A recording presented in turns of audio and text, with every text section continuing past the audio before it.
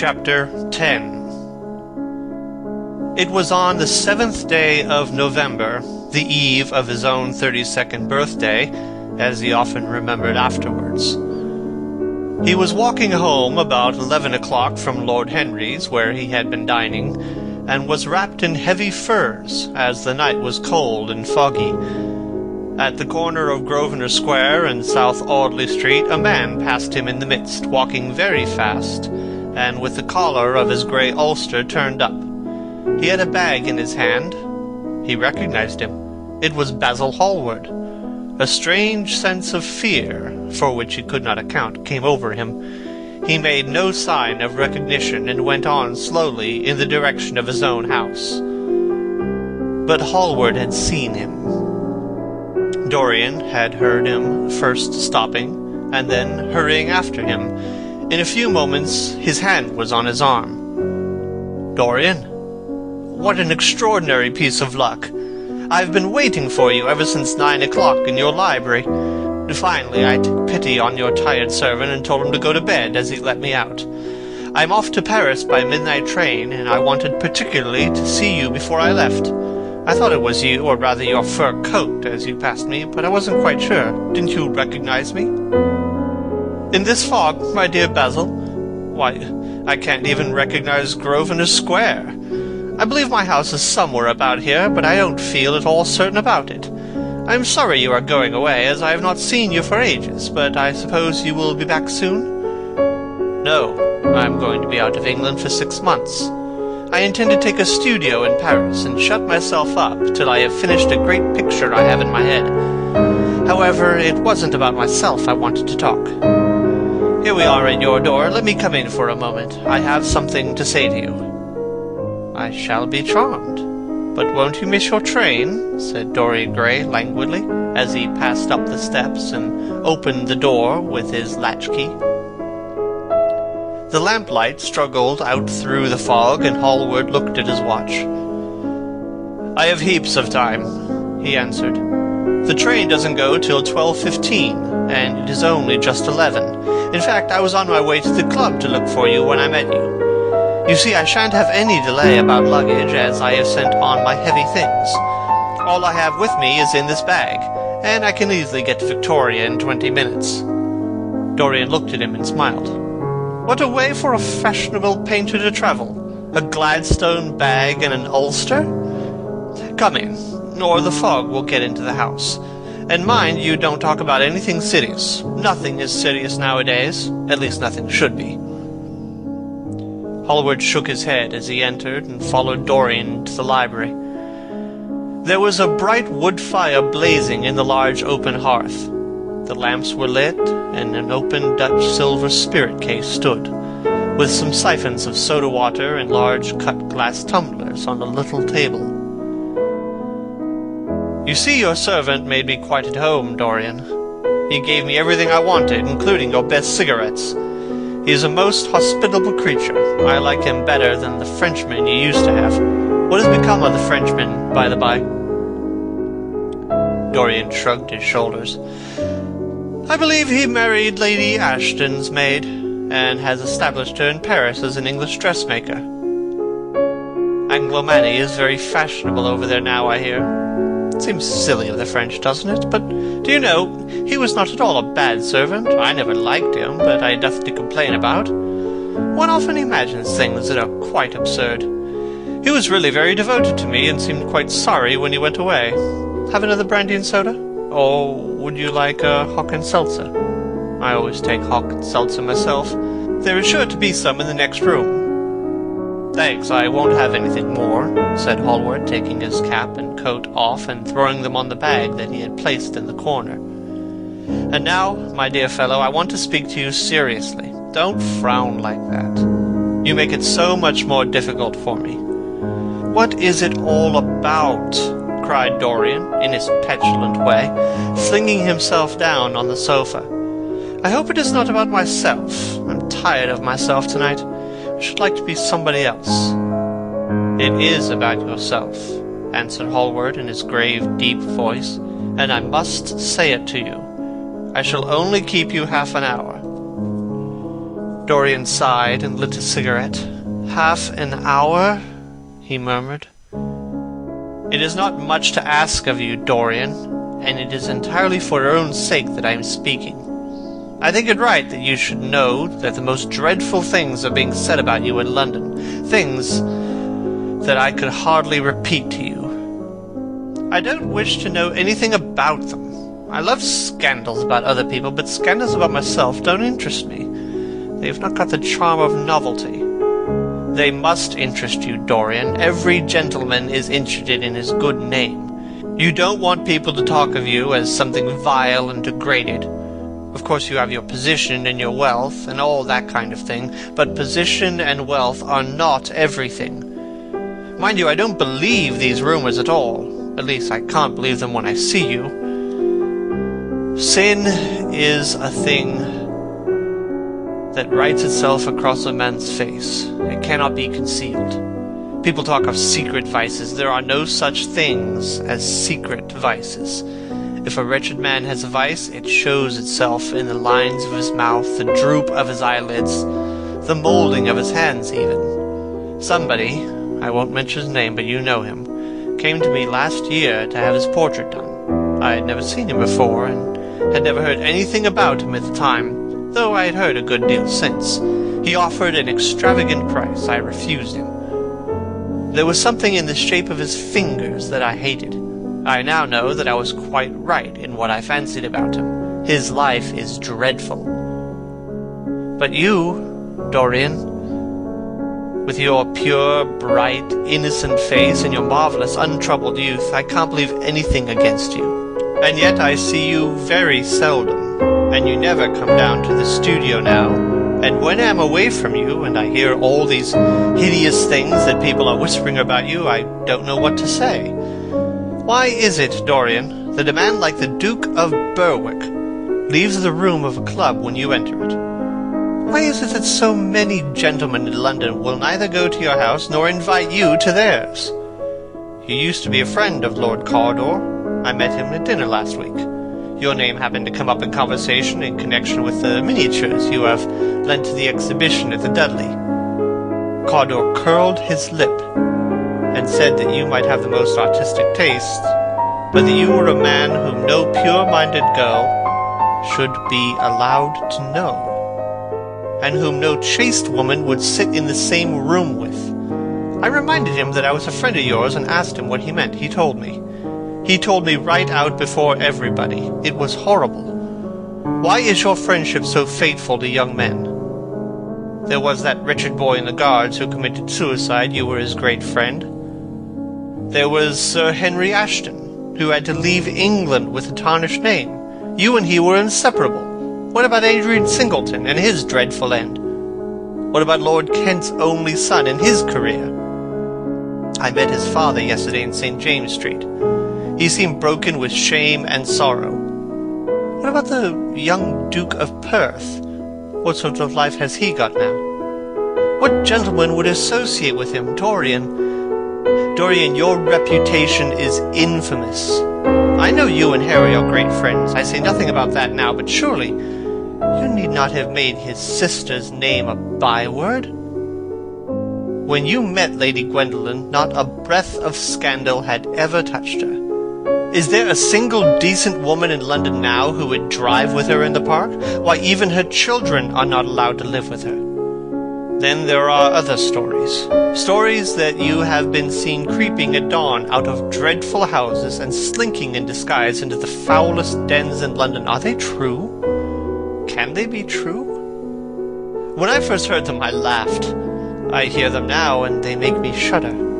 What about your country house and the life that is led there? Dorian, you don't know what is said about you. I won't tell you that I don't want to preach to you. I remember Harry saying once that every man who turned himself into an amateur curate for the moment always said that, and then broke his word. I do want to preach to you. I want you to lead such a life as will make the world respect you. I want you to have a clean name and a fair record. I want you to get rid of the dreadful people you associate with. Don't shrug your shoulders like that. Don't be so indifferent. You have a wonderful influence. Let it be for good, not for evil. They say that you corrupt every one whom you become intimate with, and that it is quite sufficient for you to enter a house for shame of some kind to follow after you. Oh, I don't know whether it is so or not. How should I know? But it is said of you. I am told things that it seems impossible to doubt. Lord Gloucester was one of my greatest friends at Oxford. He showed me a letter that his wife had written to him when she was dying alone in her villa at Menton. Your name was implicated in the most terrible confession I ever read. I told him that it was absurd, that I knew you thoroughly, and that you were incapable of anything of the kind. Know you? I wondered, do I know you? Before I could answer that, I should have to see your soul. To see my soul? Muttered Dorian Gray, starting up from the sofa and turning almost white from fear. Yes, answered Hallward gravely, and with infinite sorrow in his voice, to see your soul. But only God can do that. A bitter laugh of mockery broke from the lips of the younger man. You shall see it yourself tonight, he cried, seizing a lamp from the table. Come, it is your own handiwork. Why shouldn't you look at it? You can tell the world all about it afterwards if you choose. Nobody would believe you. If they did believe you, they'd like me all the better for it. I know the age better than you do, though you will prate about it so tediously. Come, I tell you. You've chatted enough about corruption. Now you shall look at it face to face. There was the madness of pride in every word he uttered. He stamped his foot upon the ground in his boyish, insolent manner. He felt a terrible joy at the thought that someone else was to share his secret, and that the man who had painted the portrait that was the origin of all his shame was to be burdened for the rest of his life with the hideous memory of what he had done. Yes, he continued, coming closer to him and looking steadfastly into his stern eyes, I will show you my soul.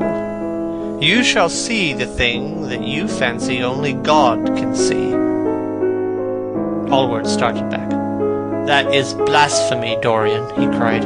You must not say things like that. They are horrible, and they don't mean anything.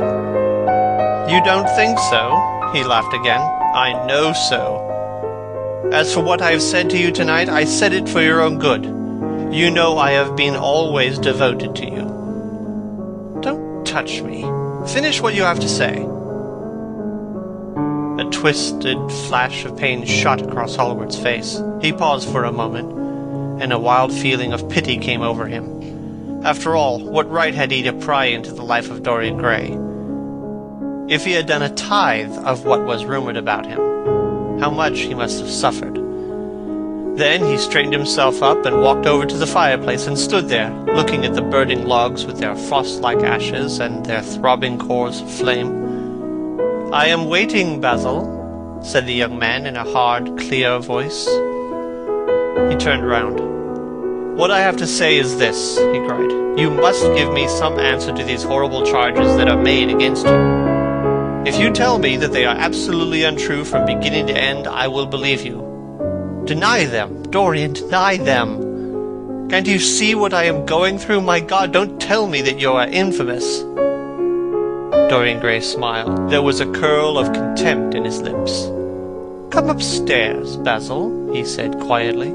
I keep a diary of my life from day to day, and it never leaves the room in which it is written. I will show it to you, if you come with me. I will come with you, Dorian, if you wish it. I see I have missed my train. That makes no matter. I can go tomorrow. But don't ask me to read anything tonight. All I want is a plain answer to my question. That will be given to you upstairs. I could not give it here. You won't have to read long. Don't keep me waiting. End of Chapter 10. Chapter 11. He passed out of the room and began the ascent, Basil Hallward following close behind. They walked softly, as men instinctively do at night. The lamp cast fantastic shadows on the wall and staircase. A rising wind made some of the windows rattle. When they reached the top landing, Dorian set the lamp down on the floor, and, taking out the key, turned it in the lock. "You insist on knowing, Basil?" he asked in a low voice. "Yes, I am delighted," he murmured, smiling. Then he added, somewhat bitterly, "You are the one man in the world who is entitled to know everything about me. You have had more to do with my life than you think." And, taking up the lamp, he opened the door and went in. A cold current of air passed them, and the light shot up for a moment in a flame of murky orange. He shuddered. "Shut the door behind you," he said as he placed the lamp on the table. Hallward glanced around him with a puzzled expression.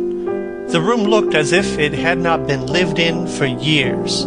A faded Flemish tapestry, a curtained picture, an old Italian cassone, and an almost empty bookcase. That was all that it seemed to contain, besides a chair and table.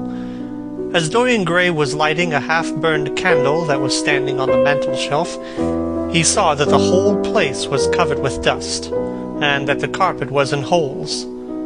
A mouse ran scuffling behind the wainscoting. There was a damp odor of mildew. "So, you think that it is only God who sees the soul, Basil? Draw that curtain back and you will see mine." The voice that spoke was cold and cruel. "You are mad, Dorian, or playing a part," muttered Hallward, frowning. "You won't? Then I must do it myself," said the young man, and he tore the curtain from its rod and flung it on the ground. An exclamation of horror broke from Hallward's lips as he saw in the dim light the hideous thing on the canvas leering at him. There was something in its expression that filled him with disgust and loathing. Good heavens, it was Dorian Gray's own face that he was looking at. The horror, whatever it was, had not yet entirely marred that marvelous beauty. There was still some gold in the thinning hair and some scarlet on the sensual lips. The sodden eyes had kept something of the loveliness of their blue. The noble curves had not yet passed entirely from chiseled nostrils and from plastic throat. Yes, it was Dorian himself, but who had done it?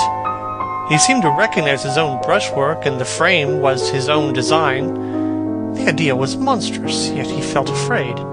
He seized the lighted candle and held it to the picture. In the left-hand corner was his own name, traced in long letters of bright vermilion. It was some foul parody, some infamous, ignoble satire. He had never done that. Still, it was his own picture. He knew it, and he felt as if his blood had changed from fire to sluggish ice in a moment. His own picture. What did it mean? Why had it altered? He turned and looked at Dorian with the eyes of a sick man. His mouth twitched, and his parched tongue seemed unable to articulate. He passed his hand across his forehead. It was dank with clammy sweat. The young man was leaning against the mantel-shelf, watching him with that strange expression that is on the faces of those who are absorbed in a play when a great artist is acting. There was neither real sorrow in it nor real joy. There was simply the passion of the spectator, with perhaps a flicker of triumph in the eyes. He had taken the flower out of his coat and was smelling it, or pretending to do so. "What does this mean?" cried Hallward at last. His own voice sounded shrill and curious in his ears. "Years ago, when I was a boy," said Dorian Gray, "you met me, devoted yourself to me, flattered me, and taught me to be vain of my good looks. One day you introduced me to a friend of yours, who explained to me the wonder of youth, and you finished a portrait of me that revealed to me the wonder of beauty. In a mad moment, that I don't know, even now, whether I regret or not, I made a wish. Perhaps you would call it a prayer. I remember it. Oh, how well I remember it. No, the thing is impossible. The room is damp. The mildew has gotten into the canvas. The paints I had used had some wretched mineral poison in them. I tell you, the thing is impossible. What is impossible? Murmured the young man, going over to the window and leaning his forehead against the cold, mist-stained glass. You told me you destroyed it. I was wrong. It has destroyed me. I don't believe it is my picture. Can't you see your romance in it? Said Dorian bitterly. My romance, as you call it, as you called it. There was nothing evil in it, nothing shameful. This is the face of a satyr. It is the face of my soul. God, what a thing I must have worshipped. This has the eyes of a devil. Each of us has heaven and hell in him, Basil, cried Dorian with a gesture of despair. Hallward turned again to the portrait and gazed at it. My God, if it is true, he exclaimed, and this is what you have done with your life, why, you must be worse even than those who talk against you fancy you to be. He held the light up again to the canvas and examined it. The surface seemed to be quite undisturbed, and as he had left it, it was from within, apparently, that the foulness and horror had come. Through some strange quickening of inner life, the leprosies of sin were slowly eating the thing away. The rotting of a corpse in a watery grave was not so fearful. His hand shook, and the candle fell from its socket on the floor and lay there sputtering. He placed his foot on it and put it out. Then he flung himself into the rickety chair that was standing by the table and buried his face in his hands. Good God, Dorian, what a lesson, what an awful lesson! There was no answer, but he could hear the young man sobbing at the window. Pray, Dorian, pray, he murmured. What is it that one taught to say in one's boyhood? Lead us not into temptation, forgive us our sins, wash away our iniquities. Let us say that together. The prayers of your pride has been answered. The prayer of your repentance will be answered also. I worshipped you too much. I am punished for it. You worshipped yourself too much. We are both punished. Dorian Gray turned slowly around and looked at him with tear-dimmed eyes. It is too late, Basil, he murmured. It is never too late, Dorian. Let us kneel down and try if we can remember a prayer. Isn't there a verse somewhere, though our sins be as scarlet, yet I will make them as white as snow? Those words mean nothing to me now. Hush, don't say that. You've done enough evil in your life. My God, don't you see that accursed thing leering at us? Dorian Gray glanced at the picture, and suddenly an uncontrollable feeling of hatred for Basil Hallward came over him. The mad passions of a hunted animal stirred within him, and he loathed the man who was seated at the table more than he had ever loathed anything in his whole life. He glanced wildly around. Something glimmered on the top of the painted chest that faced him. His eye fell on it. He knew what it was. It was a knife that he had brought up some days before to cut a piece of cord, and had forgotten to take it away with him. He moved slowly towards it, passing Hallward as he did so. As soon as he got behind him, he seized it and turned round. Hallward moved in his chair as if he was going to rise. He rushed at him and dug the knife into the great vein that is behind the ear, crushing the man's head down to the table and stabbing again and again. There was a stifled groan, and the horrible sound of someone choking with blood. The outstretched arm shot up convulsively 3 times, waving grotesque, stiff-fingered hands in the air. He stabbed him once more, but the man did not move. Something began to trickle on the floor. He waited for a moment, still pressing the head down. Then he threw the knife on the table and listened. He could hear nothing but the drip on the threadbare carpet. He opened the door and went out onto the landing. The house was quite quiet. No one was stirring. He took out the key and returned to the room, locking himself in as he did so. The thing was still seated in the chair, straining over the table with bowed head and humped back and long, fantastic arms. Had it not been for the red, jagged tear in the neck and the clotted black pool that slowly widened on the table, one would have said that the man was simply asleep. How quickly it had all been done! He felt strangely calm and, walking over to the window, opened it and stepped out onto the balcony. The wind had blown the fog away, and the sky was like a monstrous peacock's tail, starred with myriads of golden eyes. He looked down and saw the policeman going his rounds and flashing a bull's-eye lantern on the doors of the silent houses. The crimson spot of a prowling hansom gleamed at the corner and then vanished. A woman in a ragged shawl was creeping around by the railing, staggering as she went. Now and then she stopped and peered back. Once again she began to sing in a hoarse voice. The policeman strolled over and said something to her as she stumbled away, laughing. A bitter blast swept across the square.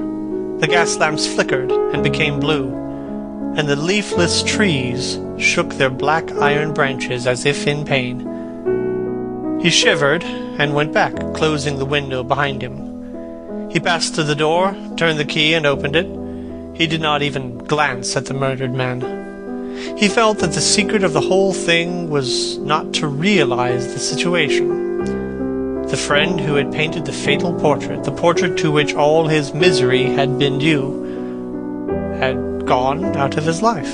That was enough. Then he remembered the lamp. It was a rather curious one of Moorish workmanship, made of dull silver inlaid with arabesques of burnished steel. Perhaps it might be missed by his servant, and questions would be asked. He turned back and took it from the table. How still the man was. How horribly white the long hands looked. He was like a dreadful wax image. He locked the door behind him and crept quietly downstairs. The woodwork creaked and seemed to cry out as if in pain. He stopped several times and waited. No, everything was still. It was merely the sound of his own footsteps. When he reached the library, he saw the bag and coat in the corner. They must be hidden away somewhere. He unlocked a secret press that was in the wainscoting and put them into it. He could easily burn them afterwards. Then he pulled out his watch. It was 20 minutes to 2. He sat down and began to think. Every year, every month almost, men were strangled in England for what he had done. There had been a madness of murder in the air. Some red star had come too close to the earth. Evidence? What evidence was there against him? Basil Hallward had left the house at 11. No one had seen him come in again. Most of the servants were at Selby Royal. His valet had gone to bed. Paris. Yes, it was to Paris that Basil had gone by the midnight train, as he had intended. With his curious reserved habits, it would be months before any suspicions would be aroused. Months. Everything could be destroyed long before then. A sudden thought struck him. He put on his fur coat and hat and went out into the hall. There he paused, hearing the slow, heavy tread of the policeman outside on the pavement, and seeing the flash of the lantern reflected in the window. He waited, holding his breath. After a few moments, he opened the front door and slipped out, shutting it very gently behind him. Then he began ringing the bell. It was about 10 minutes his valet appeared, half-dressed and looking very drowsy. "I am sorry to have had to wake you up, Francis," he said, stepping in. "But I had forgotten my latchkey. What time is it?" 5 minutes past 2, sir," answered the man, looking at the clock and yawning. 5 minutes past 2? How horribly late. You must wake me up at 9 tomorrow. I have some work to do." "All right, sir. Did anyone call this evening?" "Mr. Hallward, sir. He stayed here till 11. Then he went away to catch his train." "Oh, I am sorry I didn't see him. Did he leave any message?" "No, sir, except that he would write to you." "That will do, Francis. Don't forget to call me at 9 tomorrow." "No, sir." The man shambled down the passage in his slippers. Dorian Gray threw his hat and coat upon the yellow marble table and passed into the library. He walked up and down the room for a quarter of an hour, biting his lip and thinking. Then he took the blue book down from one of the shelves and began to turn over the leaves. Alan Campbell, 152 Hertford Street, Mayfair. Yes, that was the man he wanted. End of Chapter 11. Chapter 12. At 9 o'clock the next morning his servant came in with a cup of chocolate on a tray and opened the shutters. Dorian was sleeping quite peacefully, lying on his right side with one hand underneath his cheek. He looked like a boy who had been tired out with play or study. The man had to touch him twice on the shoulder before he awoke, and as he opened his eyes, a faint smile passed across his lips, as though he had been having some delightful dream. Yet he had not dreamed at all. His night had been untroubled by any images of pleasure or of pain. But youth smiles without any reason. It is one of its chiefest charms. He turned round, and leaning on his elbow, began to drink his chocolate. The mellow November sun was streaming into the room. The sky was bright blue, and there was a genial warmth in the air. It was almost like a morning in May. Gradually the events of the preceding night crept with a silent, blood-stained feet into his brain, and reconstructed themselves there with terrible distinctness. He winced at the memory of all that he had suffered, and for a moment the same curious feeling of loathing for Basil Hallward that had made him kill him as he sat in the chair came back to him, and he grew cold with passion. The dead man was still sitting there too, and in the sunlight now. How horrible that was! Such hideous things were for the darkness, not for the day. He felt that if he brooded on what he had gone through, he would sicken or grow mad. There were sins whose fascination was more in the memory than in the doing of them, strange triumphs that gratified the pride more than the passions, and gave to the intellect a quickened sense of joy, greater than any joy they brought, or could ever bring to the senses. But this was not one of them. It was a thing to be driven out of the mind, to be drugged with poppies, to be strangled, lest it might strangle one itself. He passed his hand across his forehead, and then got up hastily, and dressed himself with even more than his usual attention, giving a good deal of care to the selection of his necktie and scarf-pin, and had changed his rings more than once. He spent a long time over breakfast, tasting the various dishes, talking to his valet about some new liveries that he was thinking of getting made for the servants at Selby, and going through his correspondence. Over some of the letters he smiled. 3 of them bored him. One he read several times over, and then tore it up with a slight look of annoyance in his face. That awful thing, a woman's memory, as Lord Henry had once said. When he drank his coffee, he sat down at the table and wrote 2 letters. One he put in his pocket, the other he handed to the valet. "Take this round to 152 Hertford Street, Francis, and if Mr. Campbell is out of town, get his address." As soon as he was alone, he lit a cigarette, and began sketching upon a piece of paper, drawing flowers and bits of architecture first, and then faces. Suddenly he remarked that every face that he drew seemed to have an extraordinary likeness to Basil Hallward. He frowned, and getting up, went over to the bookcase and took out a volume at hazard. He was determined that he would not think about what had happened till it became absolutely necessary to do so. When he stretched himself on the sofa, he looked at the title page of the book. It was Gautier, Un mot à Calmes, Sharpenter's Japanese paper edition with a Jacquemart etching. The binding was citron green leather with a design of gilt trellis work and dotted pomegranates. It had been given to him by Adrian Singleton. As he turned over the pages, his eye fell on the poem about the hand of Lacenaire, the cold yellow hand du supplice encore mal lavé, with its downy red hairs and its doigts de faune. He glanced at his own white taper fingers and passed on, till he came to those lovely verses upon Venice. Sur une gamme chromatique les scènes de perles ruisselants, la venue de l'Adriatique sort de l'île son col rose et blanc.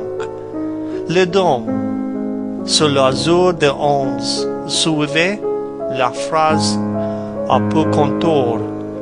C'est effluent comme des gorges rondes que soulevait un soupir d'amour.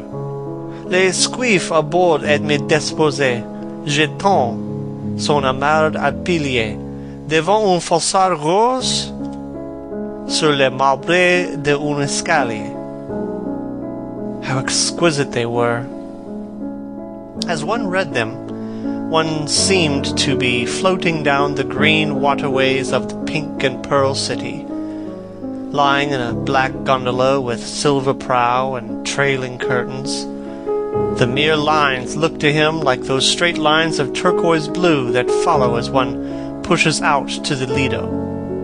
The sudden flashes of color reminded him of the gleam of the opal and iris-throated birds that flutter round the tall honeycomb campanile, or stalk, with such stately grace through the dim arcades. Leaning back with half-closed eyes, he kept saying over and over to himself, devant un façade rose sur les marbrés d'un escalier. The whole of Venice was in those two lines. He remembered the autumn that he had passed there, and a wonderful love that had stirred him to delightful, fantastic follies. There was romance in every place, but Venice, like Oxford, had kept the background for romance, and background was everything, or almost everything. Basil had been with him part of the time, and had gone wild over Tintoret. Poor Basil, what a horrible way for a man to die. He sighed, and took up the book again and tried to forget. He read of the swallows that fly in and out of the little cafe at Smyrna, where the Hajis sit counting their amber beans and their turbaned merchants smoke their long tasseled pipes and talk gravely to each other, of the obelisk in the Palace de la Concorde that weeps tears of granite in its lonely, sunless exile, and longs to be back by the hot, lotus-covered Nile, where there are sphinxes and rose-red ibises and white vultures with gilded claws and crocodiles with small beryl eyes that crawl over the green, steaming mud, and of that curious statue that Gautier compares to a contralto voice, the Monstre Charmant that couches in the porphyry room at the Louvre. But after a time the book fell from his hand. He grew nervous, and a horrible fit of terror came over him. What if Alan Campbell should be out of England? Days would elapse before he could come back. Perhaps he might refuse to come. What could he do then? Every moment was of vital importance. They had been great friends once, 5 years before, almost inseparable indeed. Then the intimacy had come suddenly to an end. When they met in society now, it was only Dorian Gray who smiled. Alan Campbell never did. He was an extremely clever young man, though he had no real appreciation of the visible arts, and whatever little sense of beauty of poetry he possessed, he had gained entirely from Dorian. His dominant intellectual passion was for science. At Cambridge he had spent a great deal of time working in the laboratory, and had taken a good class in the natural science tripos of his year. Indeed, he was still devoted to the study of chemistry, and had a laboratory of his own, in which he used to shut himself up all day long, greatly to the annoyance of his mother, who had set her heart on his standing for Parliament, and had a vague idea that a chemist was a person who made up prescriptions. He was an excellent musician, however, as well, and played both the violin and the piano better than most amateurs. In fact, it was music that had first brought him and Dorian Gray together. Music and the indefinable attraction that Dorian seemed to be able to exercise whenever he wished, and indeed exercised often without being conscious of it.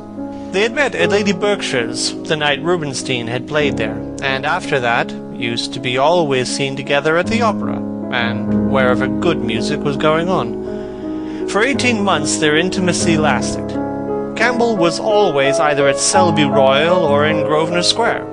To him, as to many others, Dorian Gray was the type of everything that is wonderful and fascinating in life.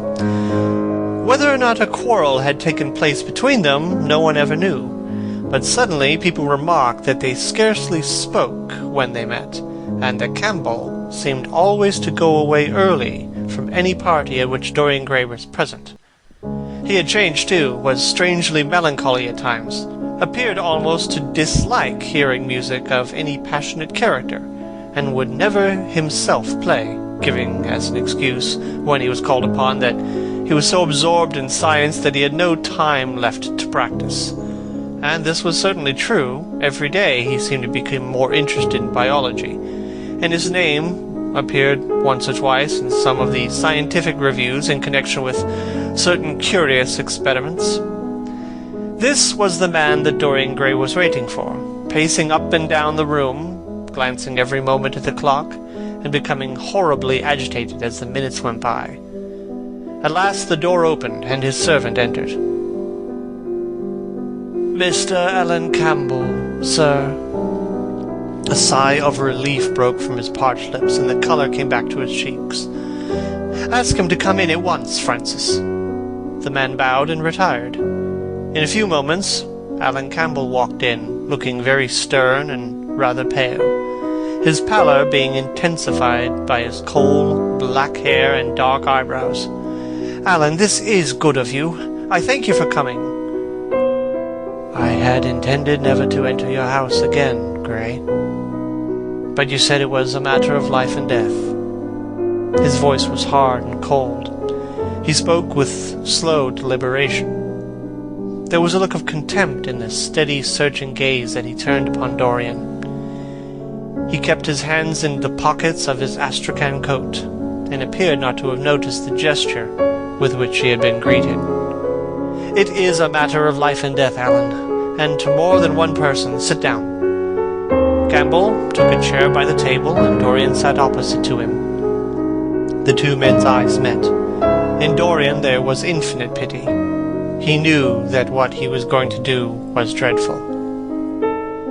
After a strained moment of silence, he leaned across and said very quietly, but watching the effect of each word upon the face of the man he had sent for, "Alan, in a locked room at the top of this house, a room to which nobody but myself has access, a dead man is seated at a table.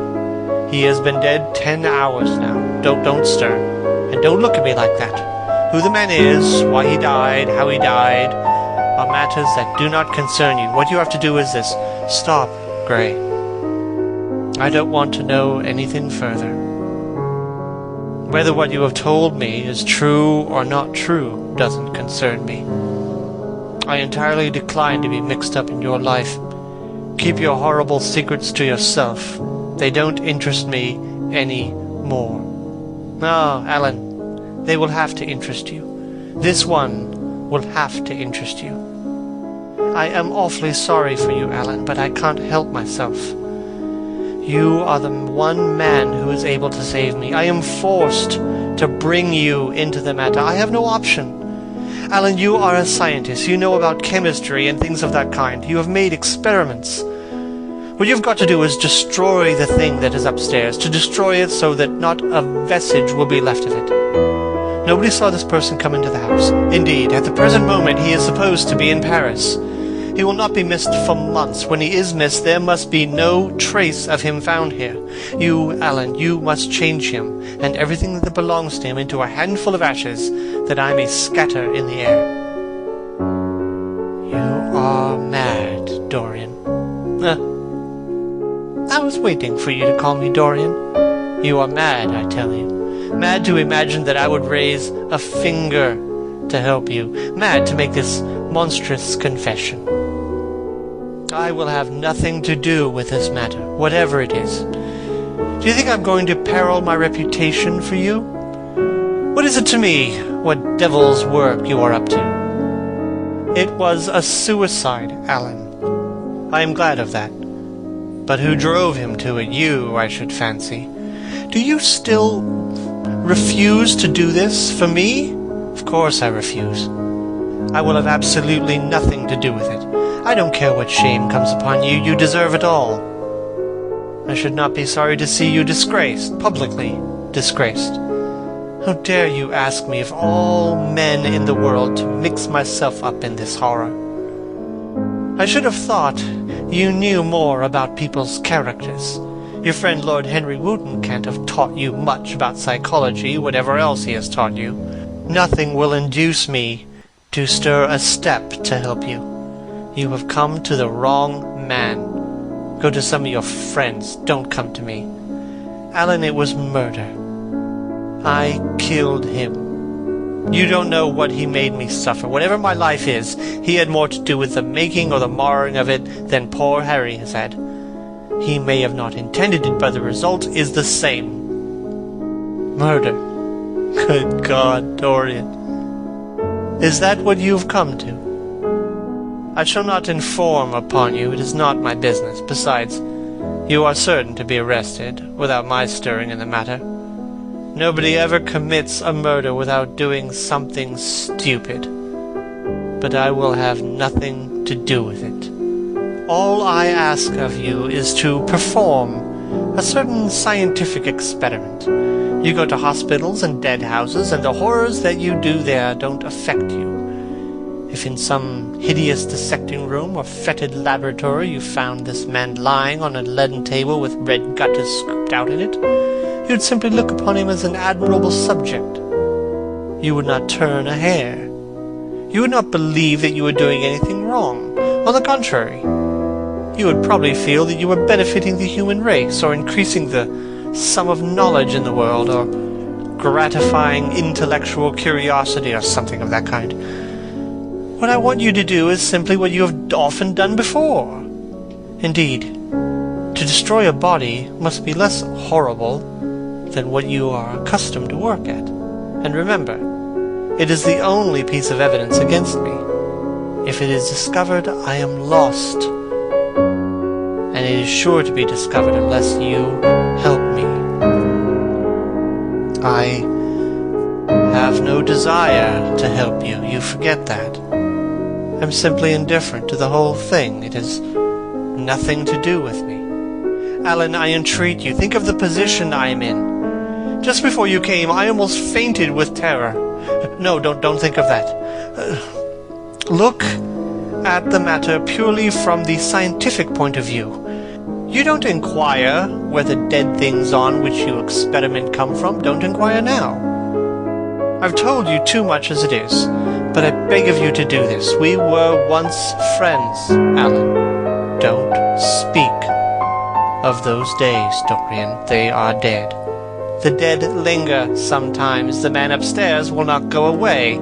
He is sitting at the table with a bowed head and outstretched arms. Alan, if you don't come to my assistance, I am ruined. They will hang me, Alan. Don't you understand? They will hang me for what I have done.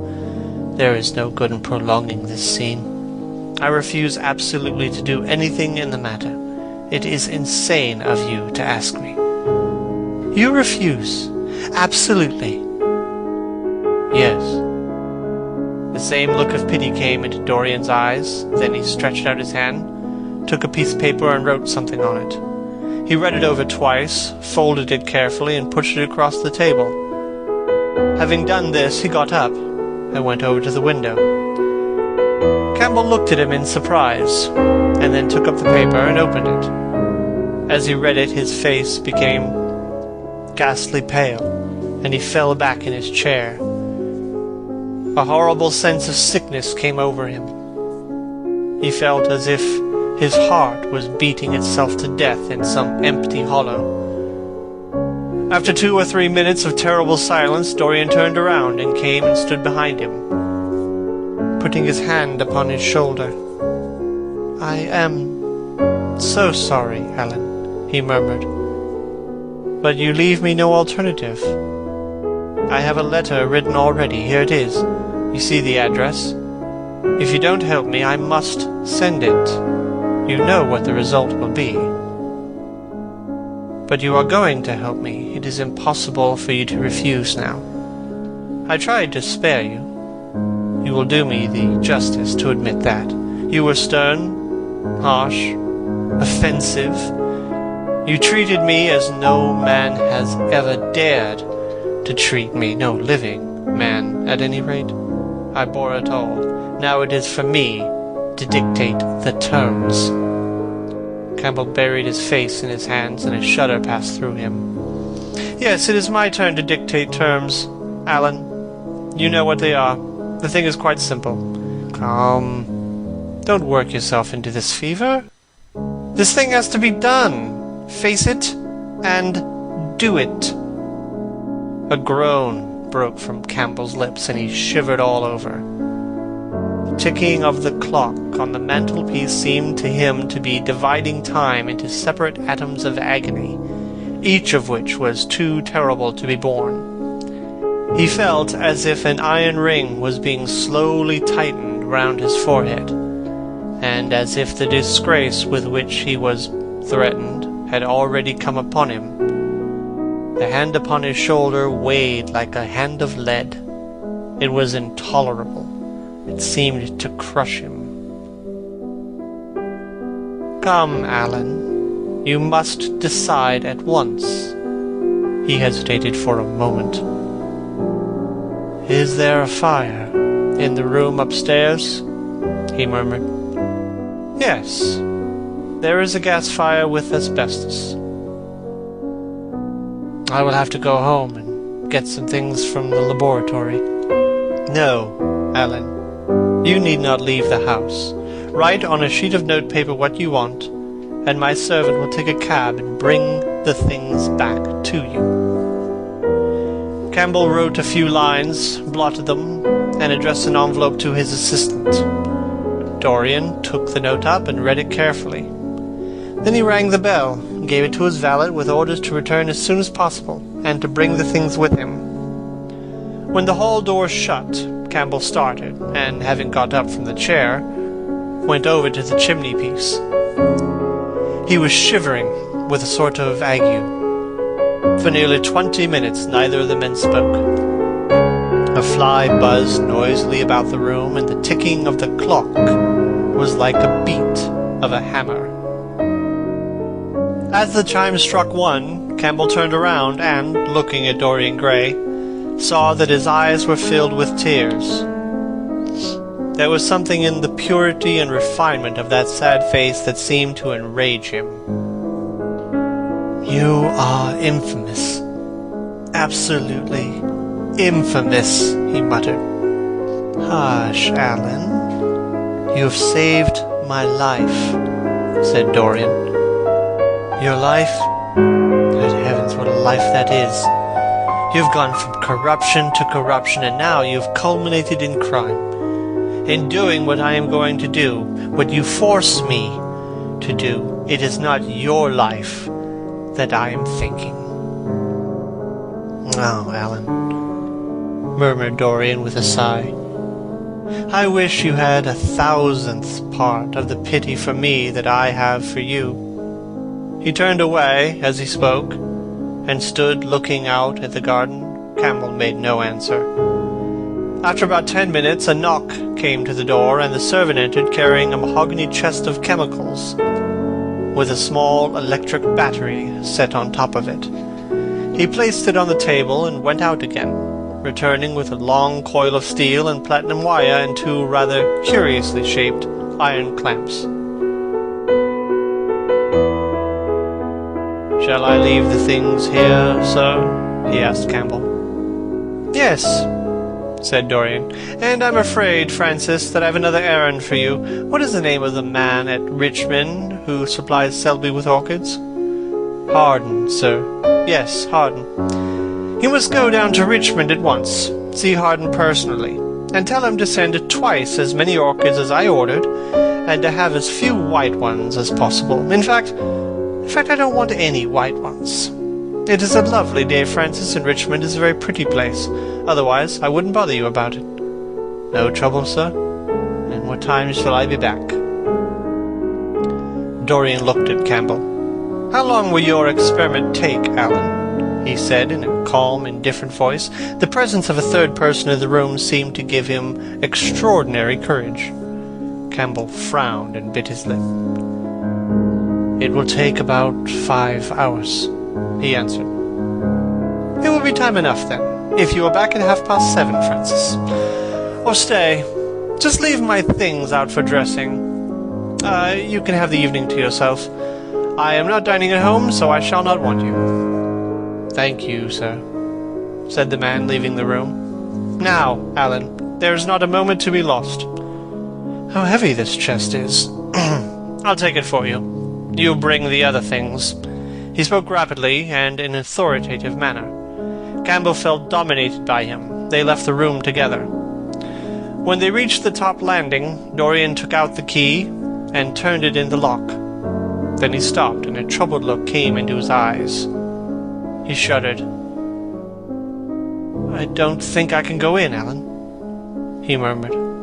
"It is nothing to me. I don't require you," said Campbell coldly. Dorian half opened the door. As he did so, he saw the face of the portrait grinning in the sunlight. On the floor in front of it, the torn curtain was lying.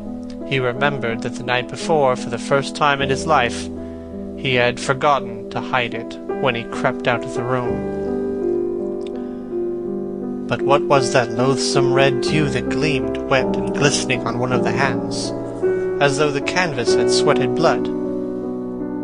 How horrible it was! More horrible, it seemed to him for the moment, than the silent thing that he knew was stretched across the table, the thing whose grotesque misshapen shadow on the spotted carpet showed him that it had not stirred, but was still there as he left it. He opened the door a little wider and walked quickly in, with half-closed eyes and an averted head, determined that he would not look even once upon the dead man. Then, stooping down and taking up the gold and purple hanging, he flung it over the picture. He stopped, feeling afraid to turn round, and his eyes fixed themselves on the intricacies of the pattern before him. He heard Campbell bringing in the heavy chest and the irons and the other things that he had required for his dreadful work. He began to wonder if he and Basil Hallward had ever met, and, if so, what they had thought of each other. "Leave me now," said Campbell. He turned and hurried out, just as conscious that the dead man had been thrust back into the chair and was sitting in it, with Campbell gazing into the glistening yellow face. As he was going downstairs, he heard the key being turned in the lock. It was long after 7 o'clock when Campbell came back into the library. He was pale, but absolutely calm. "I have done what you asked me to do," he muttered, "and now goodbye. Let us never see each other again." "You have saved me from ruin, Alan." "I cannot forget that," said Dorian simply. As soon as Campbell had left, he went upstairs. There was a horrible smell of chemicals in the room, but the thing that had been sitting at the table was gone. End of Chapter 12. Chapter 13. "There is no good way telling me you are going to be good, Dorian," cried Lord Henry, dipping his white fingers into the red copper bowl filled with rose water. "You are quite perfect. Pray don't change." Dorian shook his head. "No, Harry. I have done too many dreadful things in my life. I'm not going to do any more. I began my good actions yesterday. Where were you yesterday?" "In the country, Harry. I was staying at a little inn by myself." "My dear boy," said Lord Henry, smiling, "anybody can do good in the country. There are no temptations there. That is the reason why people who live out of town are so uncivilized. There are only two ways, as you know, of becoming civilized. One is by being cultured. The other is by being corrupt. Country people have no opportunity of being either, so they stagnate. Culture and corruption, murmured Dorian. I have known something of both. It seems to me curious now that they should ever be found together. For I have a new ideal, Harry. I am going to alter. I think I have altered. You have not told me what your good action was, or did you say you had done more than one? I can tell you, Harry. It is not a story I could tell to anyone else. I spared somebody. It sounds vain, but you understand what I mean. She was quite beautiful, and wonderfully like Sybil Vane. I think it was that which first attracted me to her. You remember Sybil, don't you? How long ago that seems. Well, Hetty was not one of our own class, of course. She was simply a girl in a village, but I really loved her. I'm quite sure that I loved her. All during this wonderful May that we have been having, I used to run down and see her 2 or 3 times a week. Yesterday, she met me in a little orchard. The apple blossoms kept tumbling down on her hair, and she was laughing. We were to have gone away together this morning at dawn. Suddenly, I determined to leave her as flower-like as I had found her. I should think the novelty of the emotion must have given you a thrill of real pleasure, Dorian, interrupted Lord Henry. But I can finish your idyll for you. You gave her good advice and broke her heart. That was the beginning of your reformation. Harry, you're horrible. You mustn't say these dreadful things. Hetty's heart is not broken. Of course she cried and all that, but there is no disgrace upon her. She can live, like Perdita in her garden, and weep over a faithless Florizel, said Lord Henry, laughing. My dear Dorian, you have the most curious boyish moods. Do you think this girl will ever be really contented now with anyone of her own rank? I suppose she will be married some day to a rough carter or a grinning ploughman. Well, having met you and loved you, will teach her to despise her husband, and she will be wretched. From a moral point of view, I don't really think much of your great renunciation. Even as a beginning, it is poor. Besides, how do you know that Hetty isn't floating at the present moment in some mill pond, with water lilies round her head, like Ophelia? I can't bear this, Harry. You mock at everything and then suggest the most serious tragedies. I'm sorry I told you now. I don't care what you say to me. I know I was right in acting as I did. Poor Hetty. As I rode past the farm this morning, I saw her white face at the window, like a spray of jasmine. Don't let me talk about it anymore, and don't try to persuade me that the first good action I have done for years, the first little bit of self-sacrifice I have ever known, is really a sort of sin. I want to be better. I am going to be better. Tell me something about yourself. What is going on in town? I have not been to the club for days. The people are still discussing poor Basil's disappearance.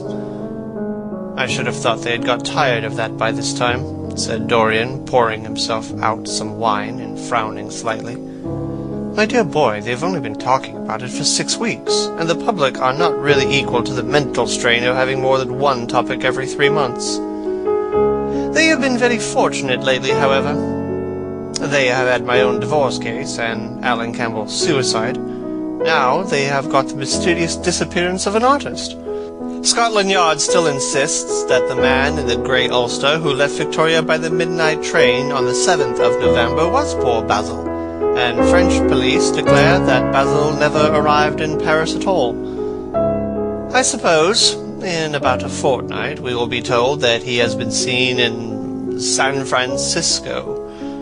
It is an odd thing, but every one who disappears is said to be seen at San Francisco. It must be a delightful city, and possess all the attractions of the next world. What do you think has happened to Basil? Asked Dorian, holding up his burgundy against the light and wondering how it was that he could discuss the matter so calmly.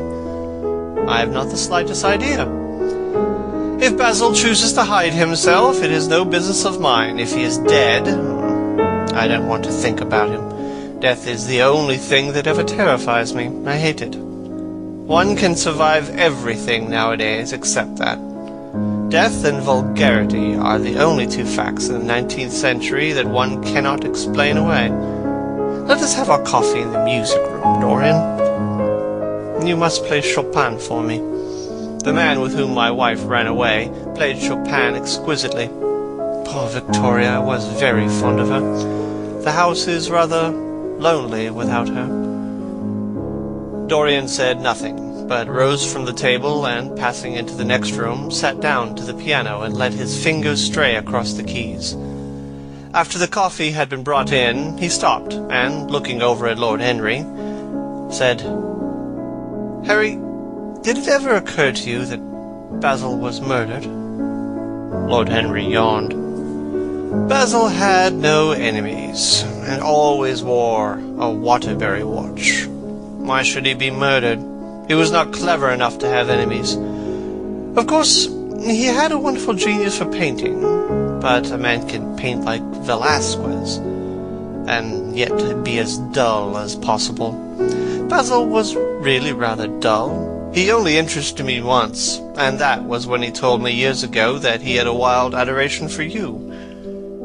I was very fond of Basil, said Dorian, with a sad look in his eyes. But don't people say that he was murdered? Oh, some of the papers do. It does not seem to be probable.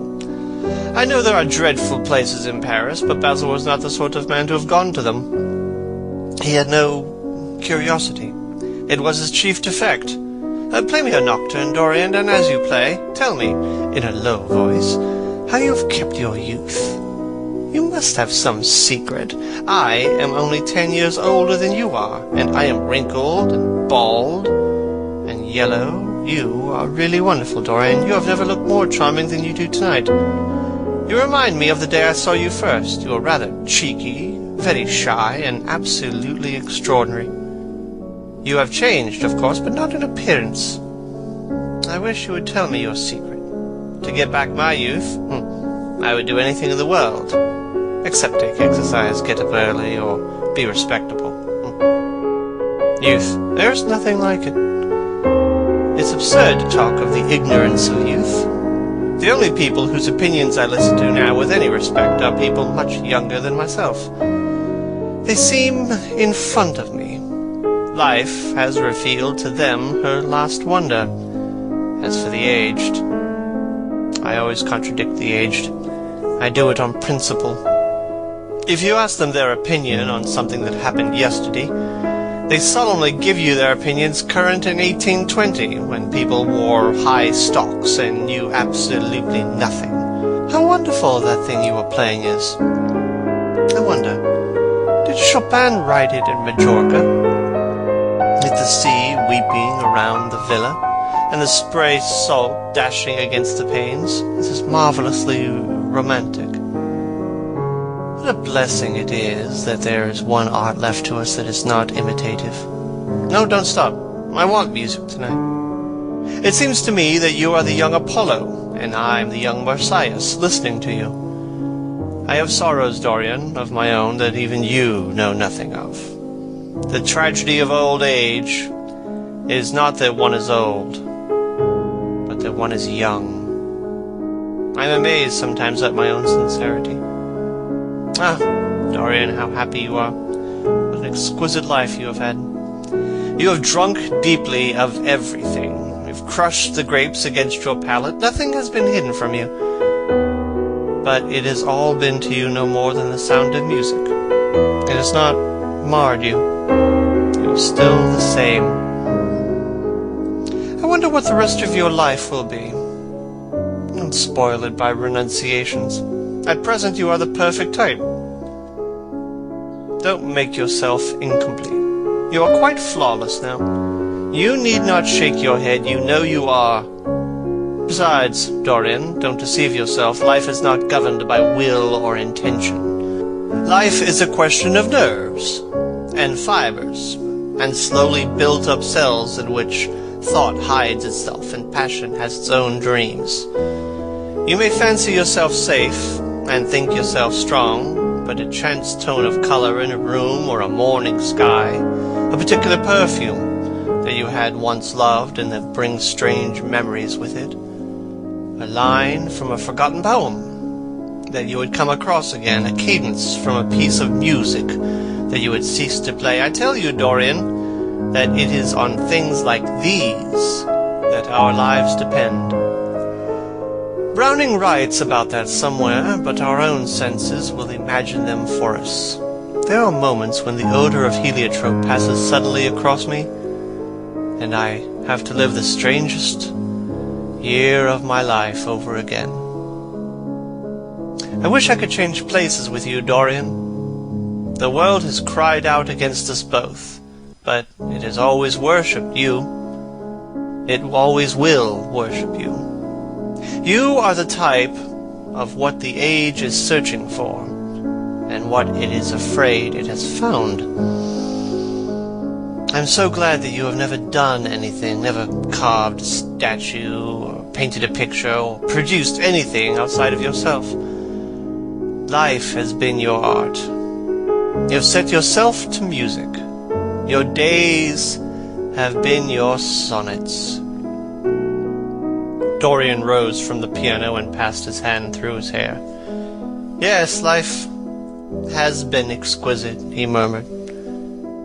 But I'm not going to have the same life, Harry. And you must not say these extravagant things to me. You don't know everything about me. I think that if you did, even you would turn from me. No, you laugh. Don't laugh. Why have you stopped playing, Dorian? Go back and play the nocturne over again. Look at that great honey-colored moon that hangs in the dusky air. She's waiting for you to charm her.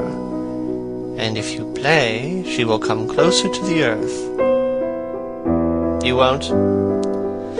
Let us go to the club, then. It has been a charming evening, and we must end it charmingly. There is someone who wants immensely to know you. Young Lord Poole, Bournemouth's eldest son. He has already copied your neckties and has begged me to introduce him to you. He's quite delightful and rather reminds me of you. I hope not, said Dorian with a touch of pathos in his voice. But I am tired tonight, Harry. I won't go to the club. It is nearly 11, and I want to go to bed early. Do stay. You have never played so well as tonight. There was something in your touch that was wonderful. It had more expression than I have ever heard from it before. It is because I'm going to be good, he answered, smiling. I am a little changed already. Don't change, Dorian. At any rate, don't change to me. We must always be friends. Yet you poisoned me with a book once. I should not forgive you that. Harry, promise me that you will never lend that book to anyone. It does harm. My dear boy, you are really beginning to moralize. You will soon be going about warning people against all the sins of which you have grown tired. You're much too delightful to do that. Besides, it is no use. You and I are what we are, and will be what we will be. Come round tomorrow. I'm going to ride at 11, and we might go together. The park is quite lovely now. I don't think there have been such lilacs since the year I met you. Very well, I will be here at 11, said Dorian. Good night, Harry. As he reached the door, he hesitated for a moment, as if he had something more to say. Then he sighed and went out. It was a lovely night, so warm that he threw his coat over his arm, and did not even put his silk scarf round his throat. As he strolled home, smoking his cigarette, 2 young men in evening dress passed him. he heard one of them whisper to the other, "That is Dorian Gray." He remembered how pleased he used to be when he was pointed out, or stared at, or talked about. He was tired of hearing his own name now. Half the charm of the little village where he had been so often lately was that no one knew who he was. He had told the girl whom he had made love him that he was poor, and she had believed him. He had told her once that he was wicked, and she had laughed at him, and told him that wicked people were always very old and very ugly. What a laugh she had, just like a thrush singing. And how pretty she had been in her cotton dresses and her large hats. She knew nothing, and she had everything that he had lost. When he reached home, he found his servant waiting up for him. He sent him to bed and threw himself down on the sofa in the library, and began to think over some of the things that Lord Henry had said to him. Was it really true that one could never change? He felt a wild longing for the unstained purity of his boyhood, his rose-white boyhood, as Lord Henry had once called it. He knew that he had tarnished himself, filled his mind with corruption, and given horror to his fancy, that he had been an evil influence to others, and had experienced a terrible joy in being so, and that of the lives that had crossed his own, it had been the fairest and most full of promise that he had brought to shame. But was it all irretrievable? Was there no hope for him? It was better not to think of the past. Nothing could alter that. It was of himself and of his own future that he had to think. Alan Campbell had shot himself one night in his laboratory, and had not revealed the secret that he had been forced to know. The excitement, such as it was, over Basil Hallward's disappearance would soon pass away. It was already waning. He was perfectly safe there, nor, indeed, was it the death of Basil Hallward that weighed most upon his mind. It was the living death of his own soul that troubled him. Basil had painted the portrait that had marred his life. He could not forgive him that. It was the portrait that had done everything. Basil had said things to him that were unbearable, and that he had yet borne with patience. The murder had been simply the madness of a moment. As for Alan Campbell, his suicide had been his own act. He had chosen to do it. It was nothing to him. A new life. That was what he wanted. That was what he was waiting for. Surely he had begun it already. He had spared one innocent thing, at any rate. He would never again tempt innocence. He would be good. As he thought of Hetty Merton, he began to wonder if the portrait in the locked room had changed. Surely it was not still so horrible as it had been. Perhaps if his life became pure, he would be able to expel every sign of evil from the face. Perhaps the signs of evil had already gone away. He would go and look. He took the lamp from the table and crept upstairs. As he unlocked the door, a smile of joy flitted across his young face and lingered for a moment about his lips. Yes, he would be good, and the hideous thing that he had hidden away would no longer be a terror to him. He felt as if the load had been lifted from him already. He went in quietly, locking the door behind him, as was his custom, and dragging the purple hanging from the portrait. A cry of pain and indignation broke from him. He could see no change, unless that in the eyes there was a look of cunning, and the mouth the curved wrinkle of the hypocrite. The thing was still loathsome, more loathsome, if possible, than before, and the scarlet dew that spotted the hand seemed brighter, and more like blood newly spilt.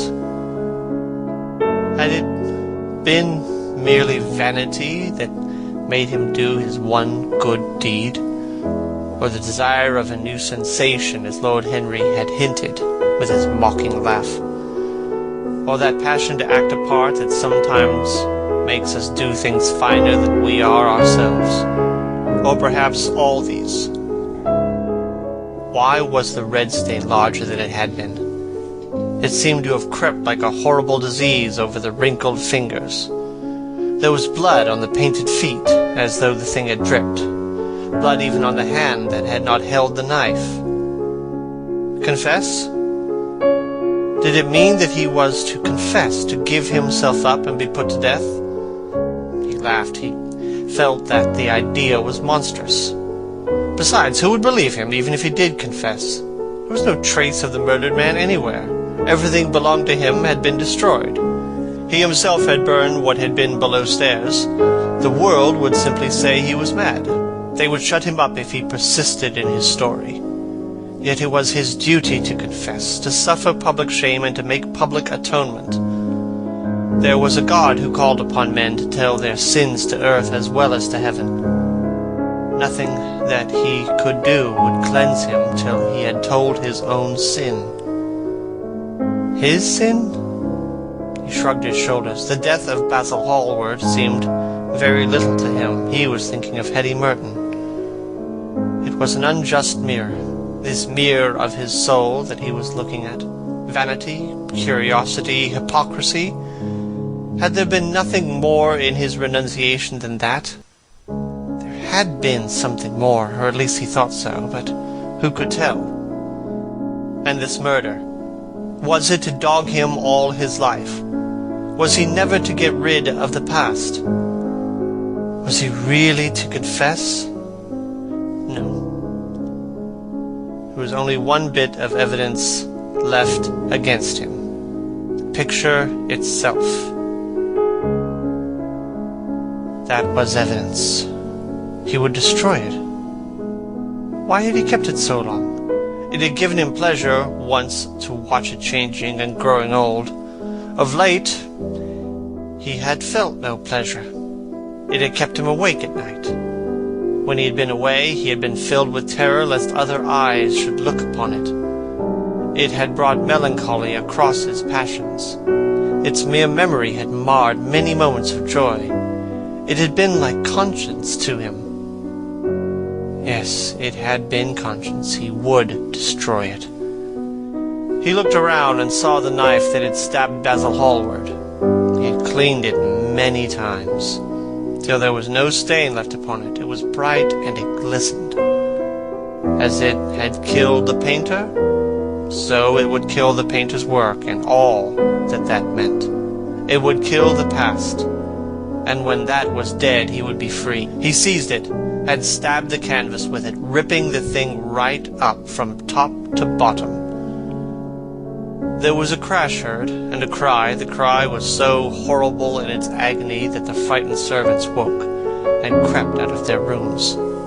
Two gentlemen, who were passing in the square below, stopped and looked up at the great house. They walked on till they met a policeman and brought him back. The man rang the bell several times, but there was no answer. The house was all dark, except for a light in one of the top windows. After a time he went away and stood in the portico of the next house and watched. "Whose house is that, constable?" asked the elder of two gentlemen. "Mr. Dorian Gray, sir." They looked at each other as they walked away and sneered. One of them was Sir Henry Ashton's uncle. Inside, in the servants' part of the house, the half-clad domestics were talking in low whispers to each other. Old Mrs. Leaf was crying and wringing her hands. Francis was as pale as death. After about a quarter hour, he got the coachman and one of the footmen and crept upstairs. They knocked, but there was no reply. They called out. Everything was still. Finally, after vainly trying to force the door, they got on the roof and dropped down onto the balcony. The windows yielded easily. The bolts were old. When they entered, they found hanging upon the wall a splendid portrait of their master as they had last seen him, in all the wonder of his exquisite youth and beauty. Lying on the floor was a dead man in evening dress, with a knife in his heart. He was withered and wrinkled and loathsome of visage. It was not till they had examined the rings that they had recognized who it was. End of Chapter 13. An End of the Picture of Dorian Gray by Oscar Wilde.